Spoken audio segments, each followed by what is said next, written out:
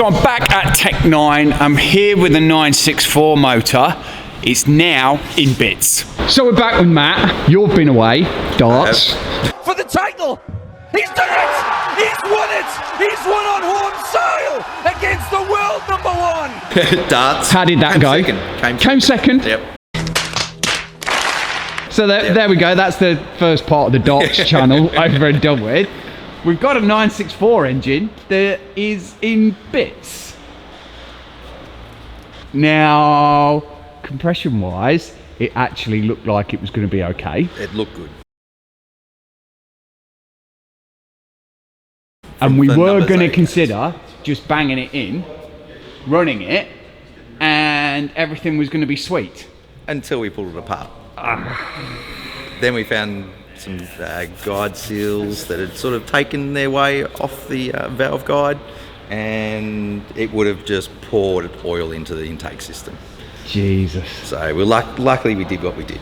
Yeah, and because we were doing the ITBs and we were doing everything else, we were always we needed to pull it apart. It's getting the RS cams, they're over there somewhere, they're going to be converted.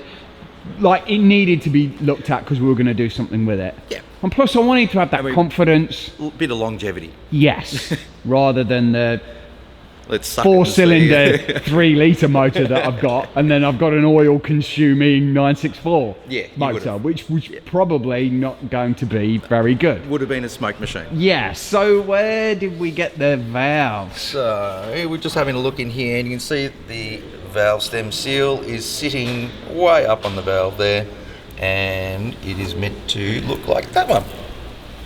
If you can see that. So there's where it should be sitting. And I think hopefully we can see on that one that it's sitting in completely the wrong place. So there's a few of the valve seals the valves that need to be done.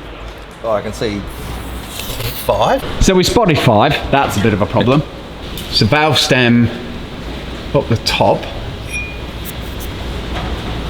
And that one there as well. So it's a good job we took them off. So these will go off for machining. Yep. Couple of weeks away. They'll do all the heads. They'll come back looking brand new. Yeah. And then the plan will be a reseal. So we'll do the through bolts.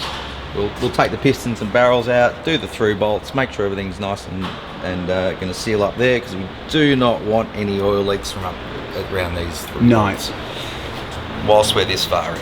Yeah, the point is that we want to be able to bang it in, have no problems. It's in,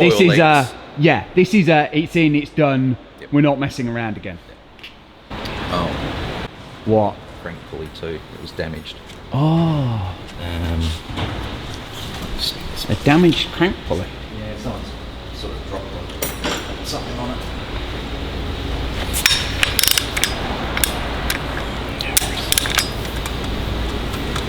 It's not too bad. Yeah, but while we're in, yeah, that's got a little bit of a dent in it. Yeah. I was going to do the RS setup though with the one pulley, but I haven't been able to find all the parts easy enough to do that. Okay. Well, maybe. And is there a bit of a thing with the? Is there a dampener in there? Yes, that is a dampener in there. Yeah, and I've heard, and I appreciate it might be controversial, that people have done, well, don't remove the dampener because they don't know if that'll have any impact on the engine. And some of the setups for the RS conversion remove the dampener. Yes. Yes. I've never had a problem. No? No. I mean, we've had race cars running around with the RS kit on them. On it, no problems at all. Never had any issues. It is quite a topic online, and on a load of forums and things, people are like, oh yes, and some people are no, and some people are like, well, it's the worst thing that'll ever happen if you do that. So I've held off a little bit, but I guess we'll do the whole conversion and we'll go from there. Yeah, I wouldn't say that one's in the best of nick either, because you can see that the rubber's actually deteriorating. Yeah, it's kind of, it's perished, and it's got a funny edge to it, hasn't it?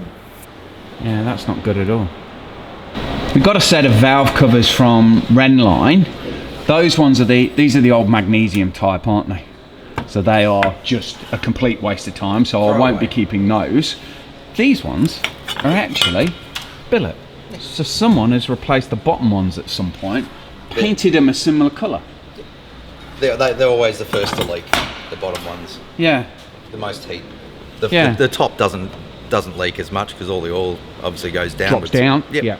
So the bottom ones they pour out, and they're the ones that create all the dramas on your exhaust system. Yeah, we'll have to get some new return tubes. Oh, we know where we know where we're going to get those from. We'll get some, might get some shiny blue ones. So they're there. Chain tensioner, I think you said was a little bit. Yeah, chain tensioner. We had. There we go. There we go. So that's the bottom of the chain tensioner there. Let me see if I can focus. There we go. And that's what came out of it. So we're not looking great there. So we'll get them all cleaned up. Some new tensioners in there as well, and make sure we've got proper oil flow going to those. Yeah. These are the original cams. Excellent condition. Yeah. Which is nice to see. No untoward wear on that. No, definitely not. And we've got no untoward wear on the pistons and barrels either. They're looking good. All the cross hatching in the bores look beautiful. We're going to be happy to run them again. So it's really just the heads in a reseal. Heads in a reseal, through bolt those O-rings, and back together we go with all the good bits on top. Yeah, and we found some problems that we genuinely didn't expect to get, but because they were going off to machine anyway. We were going to do it anyway. Yeah. So that was just a bonus, really. Yeah.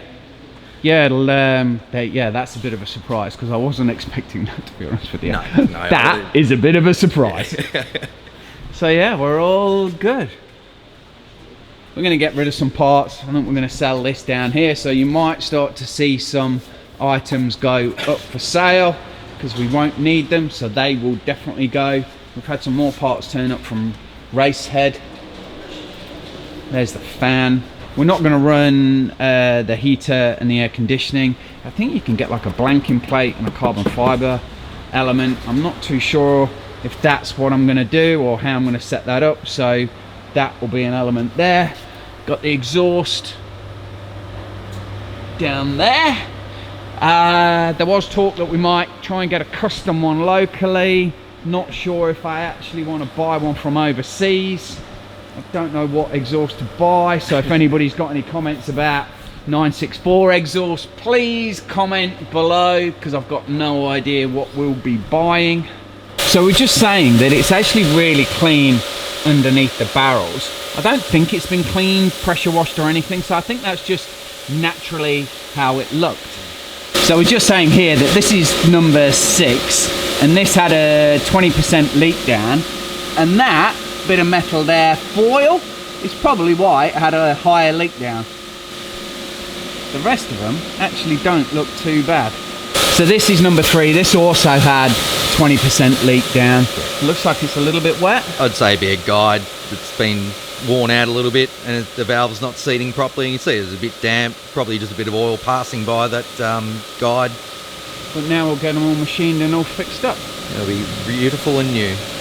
So we're going to give this a nice big clean up, big grease, and then we're going to do an acid wash on the block, bring it all nice back up to the aluminium look that we like to see when we're building a new engine, and make it look brand new.